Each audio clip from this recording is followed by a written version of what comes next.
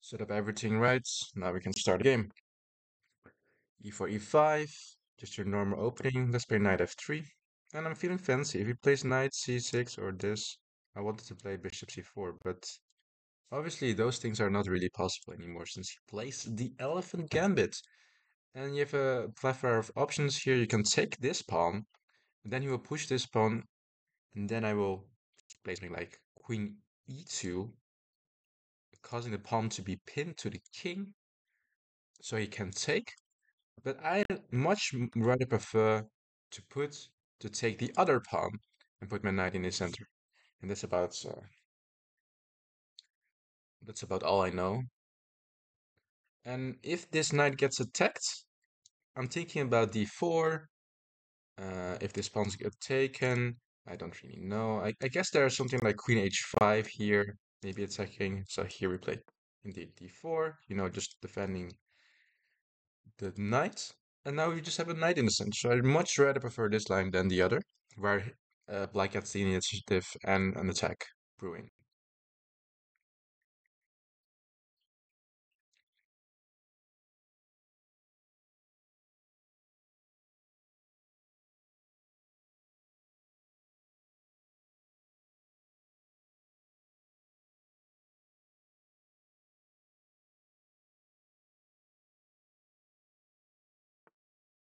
So he plays knight c6, attacking my knight again, which makes a whole lot of sense. I'm thinking actually about just playing something simple like bishop f4.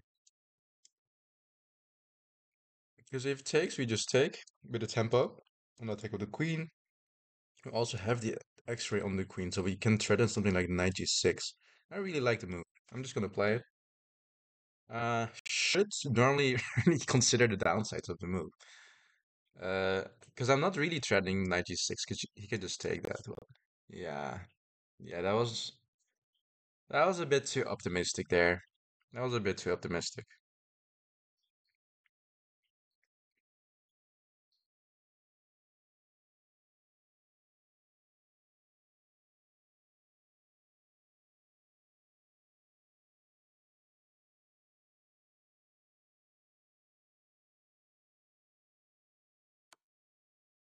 So he gives a check.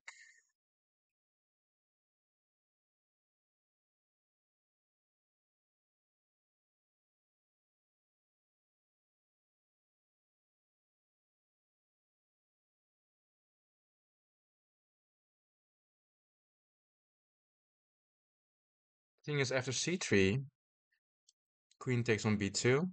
I have to play knight d2. Then he can take another pawn on c3.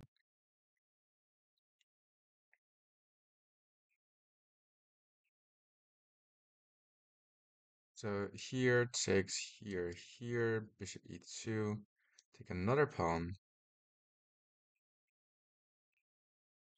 and then I castle.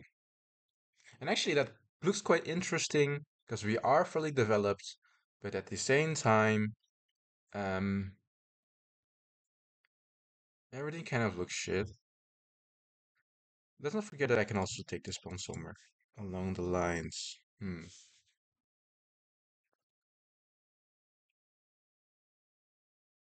So what about knight d2 takes? Oh, that makes much more sense. Or he takes this pawn. But that's fine, then we take here. He takes back, we take back. This makes a lot more sense. Knight d2. After takes, all should be fine. You can also just drop back like this.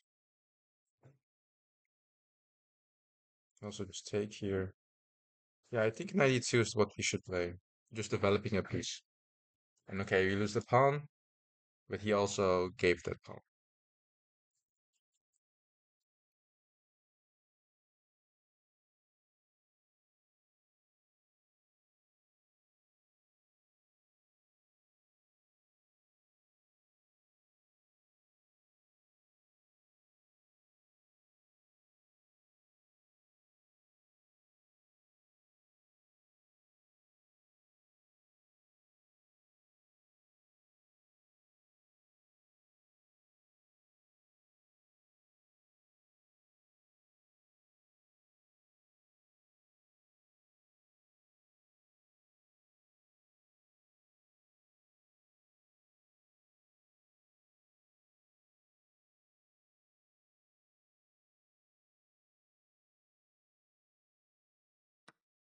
So he takes the b2 pawn.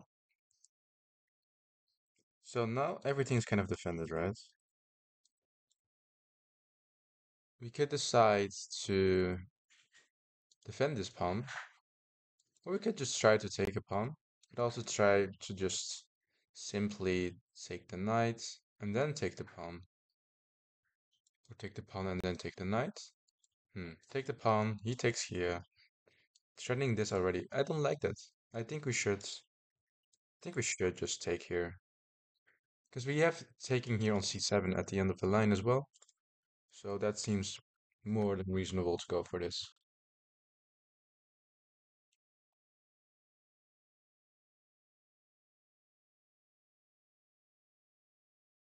Yeah, should we take immediately or should we try to castle first?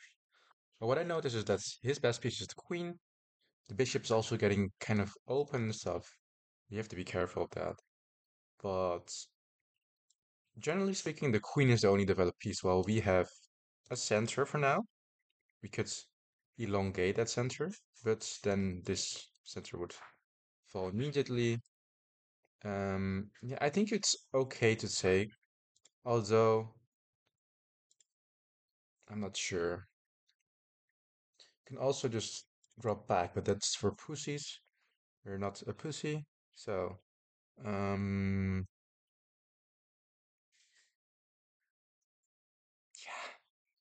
yeah, I really just want to take here.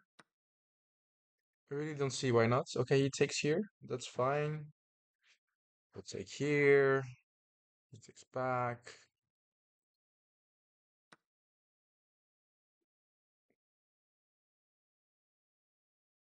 Maybe he takes back with the queen. Oh, that's not so good though. So let's develop now. Does that make sense to develop? It always makes sense to develop, right?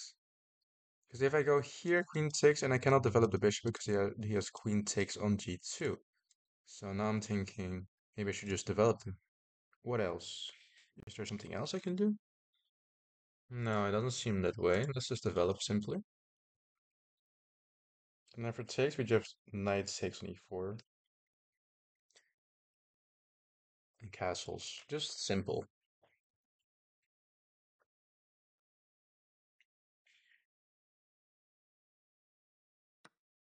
He does take.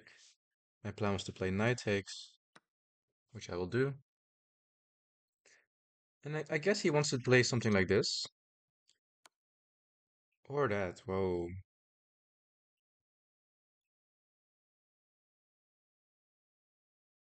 Yeah, I've been missing this check on b4 twice now this game. So there's no castling, or should I just play knight back? Should I just play knight back? Try to castle.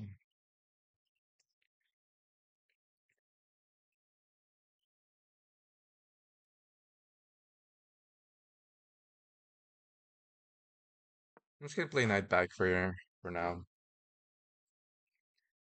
Just trying to castle it. Like, if I don't castle and play king f1, it just looks so bad. I'm not even gonna calculate that.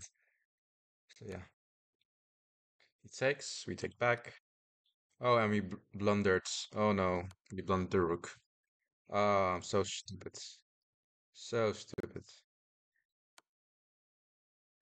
Oh, so stupid. Oh. Okay, that's safe. I do think though, if he I really thought like f3 takes, like I had some checkmating ideas maybe to come back. Okay. Well, yeah, that's the game.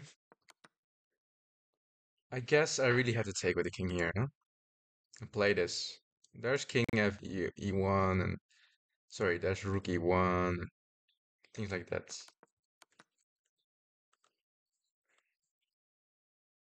Yeah, that was really weird.